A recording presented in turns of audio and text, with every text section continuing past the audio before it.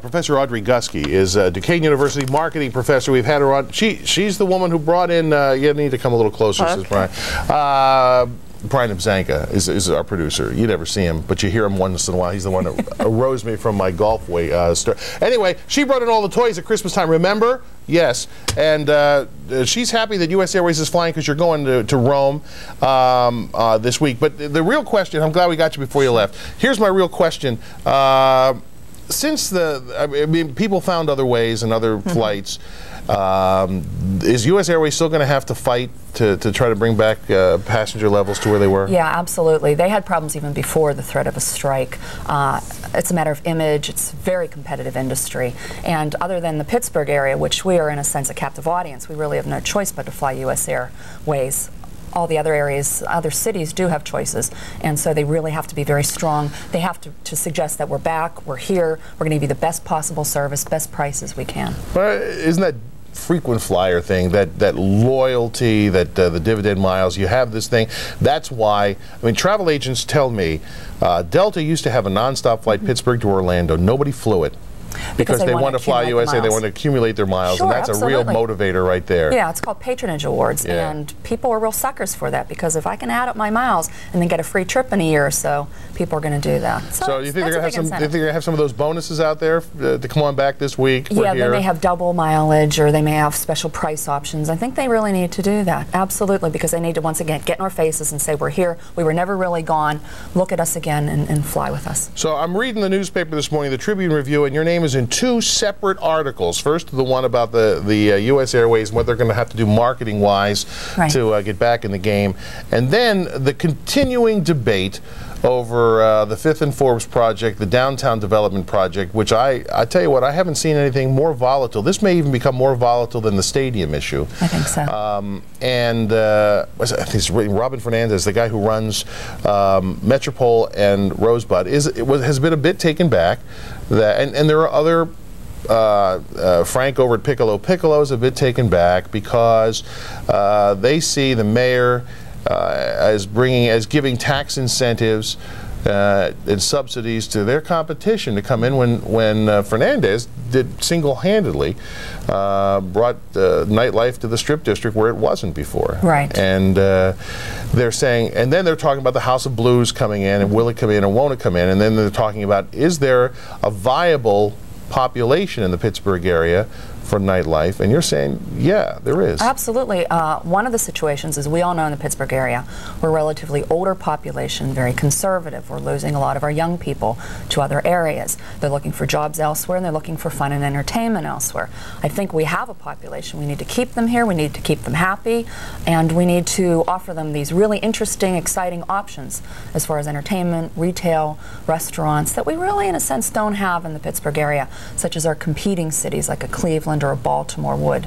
And so I think we're desperate at this point. And if we don't do something now, I think it's going to be too late. Well, how do we get to the point right now? And it's kind of like when Walmart moves into the area, everyone loves, the consumers love to see a Walmart move into the area, but the established businesses say, hey, they're undercutting us, they buy cheaper than we do, it's not fair. And that's what we're getting here. It's not fair that the government's bringing in people, it's not fair, we're the people that helped bring it to where it is right now, but right now we're nowhere. We're stagnant. We need some new life, some new energy, some really fireworks in the area. And I think by bringing these new retail and new entertainment ideas in, it's going to add something to it. It may not be the best option, but at least it's something to keep people coming into the city, not just Pittsburghers, but outsiders to come. Well, that's what we need, outsiders. We need people to come in from the suburbs into the downtown area. Yeah, but even outsiders from outside Pittsburgh, maybe Cleveland people coming in looking for a long weekend. Yeah, like we go to Cleveland. Exactly. We had, I know that the last couple of years that we've had the Indians in on this interleague play for the Pirates, they come here, the Cleveland fans come here because they can't get tickets at their own stadium,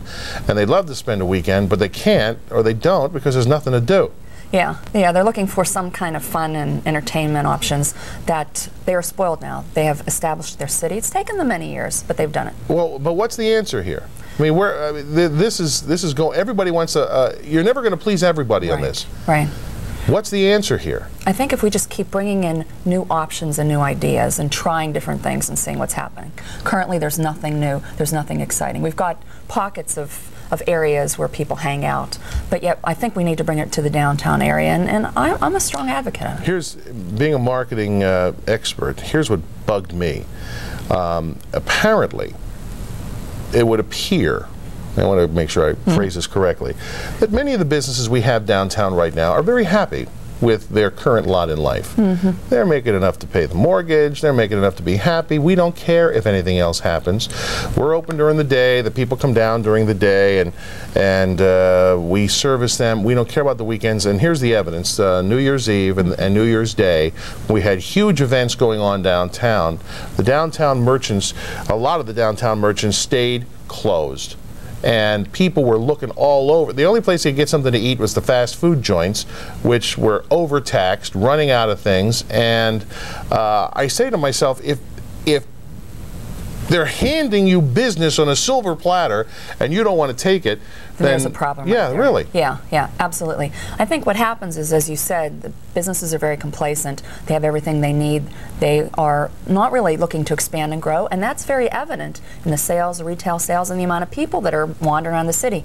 You go there on an evening, you hang out on a weekend downtown area, and you know it's pretty much dead. Very few people around. It's not like that in other cities. Professor Audrey Guske's with us. We'll take your calls, 333-PCNC. We know you want to weigh in on this thing. The property rights, who cares if they don't want, if they're happy with the way they are, this is America, they should be, blah, blah, blah, blah. We'll be back with some of that, I'm sure, in a minute.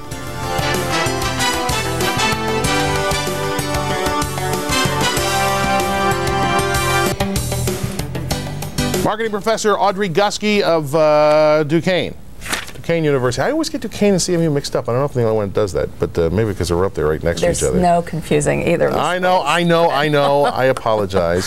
Henry, good morning. You're on Hansberger Live. Yes, sir. Your turn, Henry. Okay. Good talking to you, and I think you have a great show. Thank you. I'm calling from McKeesport, and we have the same problem here, much worse as far as any nightlife is concerned. But the big deal, in my opinion, is Pittsburgh or McKeesport is parking. Parking. I know you said this yourself on a few occasions, but if you can charge people to park, you got problems. And that's it. All right, well, that's it. That's a big one. Yeah, parking is an issue. People don't like to pay. They don't like the hassle. When you're going somewhere, you want to know you can put the car in a safe place and pick it up. And yeah, but when you're in the city and you have limited space, retailers, restaurants have to work out deals with parking garages where they can provide them with half price or free parking. We had Jeff Lewin on. Jeff Lewin last week, and he's a movie theater mogul. He's going to open a new theater in Bridgeville. Soon, and I asked him, I said, if you were doing a theater, would you open a multiplex in downtown? He said, no way.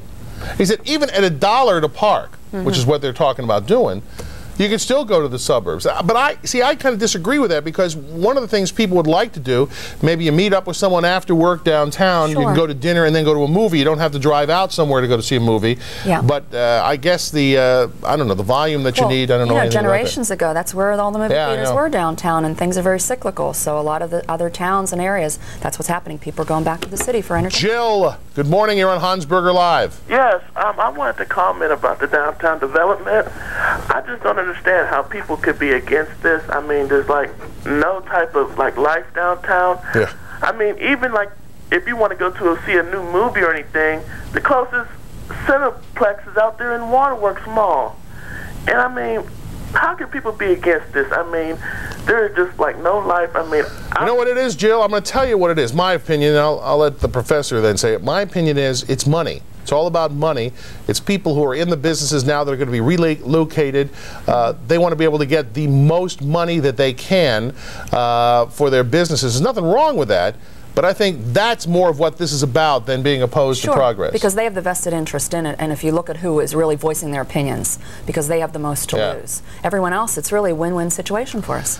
Jim, good morning. You're on Hansberger Live. Good morning. The thing I'd like to say, I'm a diehard Pittsburgh fan all my life. I'm 45 years old, and I've seen a lot of changes come in my time. But I think the fact is, one thing that hurt the city was the crime rate really went up in the past 10 or 15 years.